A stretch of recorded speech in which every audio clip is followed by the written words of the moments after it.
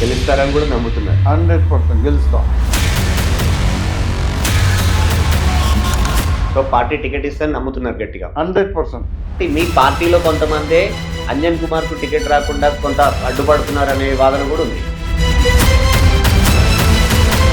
అంజన్ కుమార్ అడ్డుకుంటే వారికి నష్టం, పార్టీకి నష్టం, నాకు కాదు.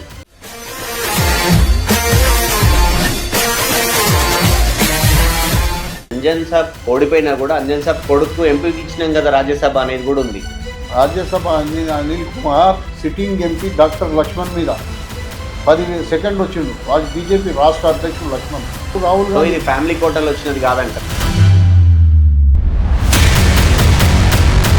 ఓడిపోయిన నేతలకు మళ్ళీ పోటీ చేయడానికి అవకాశం ఉండదు అనేది కాంగ్రెస్ పార్టీలో ఒక వాదన. అది అప్పుడుండే చాలా మంది అట్లా ఎమ్మెల్యే ఓడితే ఎంపీ అయ్యేది, మళ్ళీ అలా రీబర్త్ వచ్చింది కదా.